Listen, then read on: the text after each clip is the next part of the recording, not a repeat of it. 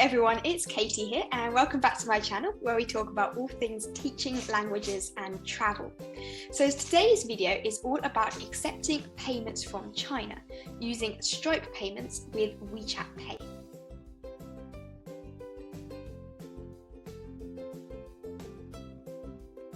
So if you are an online ESL tutor or a small business owner who wants to accept payments from China, you'll need to be able to accept payments using the local payment methods.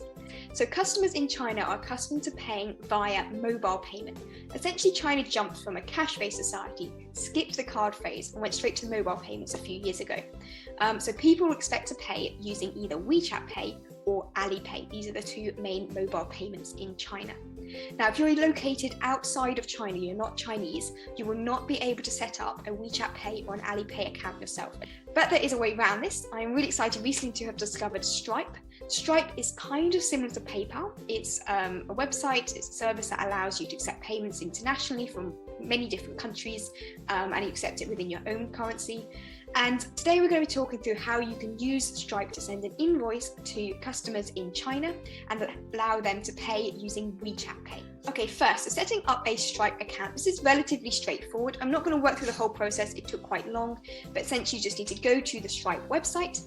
You click create account or sign up, and you need to put in the details about you as an individual or you as a business, depending on how you're registering. You'll ask a lot of questions about things like your address, your tax details, stuff like that, but just fill it all in. It's relatively straightforward and I was approved straight away.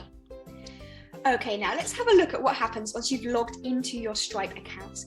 And here you can see your overall dashboard when you first log in. It gives some stats and things on how your business has been going in the past month. Now, in order to set up the WeChat integration, you'll need to go into your settings. That's on the top right here, the settings menu. And then you'll need to go and find the payment section and select payment methods. Now, under payment methods, you'll be able to see which ones you currently have activated and which ones are eligible to be activated. Let's just let this load. Okay, you see here we've got a list here of ones that have already been set up. And then underneath, you've got ones that require action if you want to have them approved on your account.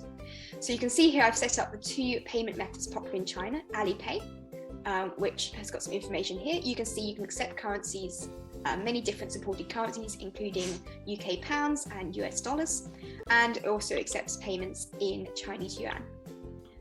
And if we scroll down, I've also set up here WeChat Pay, and similarly, it accepts payments in many different currencies, and it's all approved and set up here. Now, these won't be automatically approved for you. You'll find them in the requires action section at the bottom of the screen. And you see here there's information on some other options that I haven't bothered setting up. All you need to do is click on the request access button. For me, it took about half an hour, maybe an hour for these to be approved for WeChat Pay and Alipay. It might take a little bit longer. It probably depends on the time of day in your account and if someone's manually approving it. I'm not too sure on the details there. But within a day or so, they should be approved and available for you to use.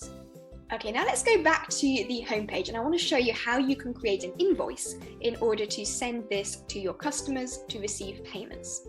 So first I'm just going to turn on test mode. I don't actually want to send an invoice to anyone right now. Then we're going to go under more and you see the option here for invoicing. So it's hidden under the more tab. Now under invoices, you'll see the ones that I've already sent, and I've got an option here to create a new invoice, or because I'm in test mode, it says create a test invoice. Now, if you want to send an actual invoice, don't put it in test mode, obviously. Okay, now you can see here the options. You can add a new customer, or you can add an existing customer. This will just set this one up as my test account. If you add a new customer, it will just ask for their email address, their basic details. Then you have the option to add an item. So in the item, you can use an existing product you've already pre-created, like my classes are normally 25 minutes and I charge £20 for that 25-minute class that was already been set up.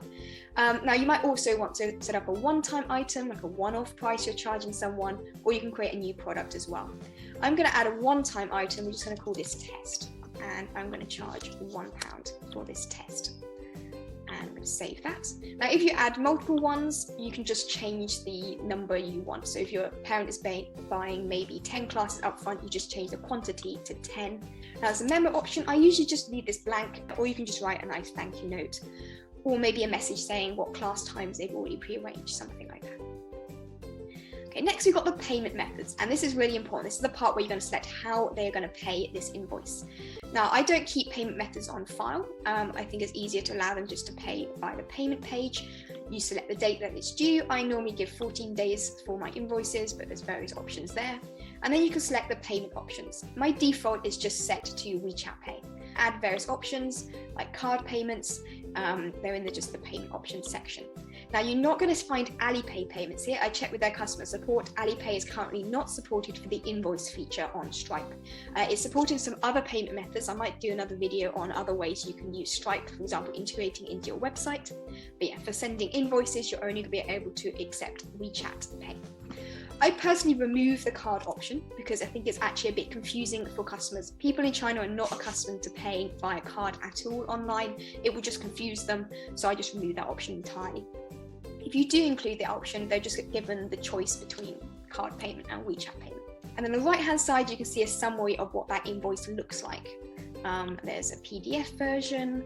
You can see the invoice page as well. Here is where you'll see the different payment options. So if we add an extra payment option here, like card, you'll see that on the invoice page. If we just reload it, it will give them choice between card payment and WeChat. They just have to click on the right one. Now, they also notice at the bottom here, they've got to generate the QR code to activate WeChat Pay. So they just click on this button and then they scan it with their phone.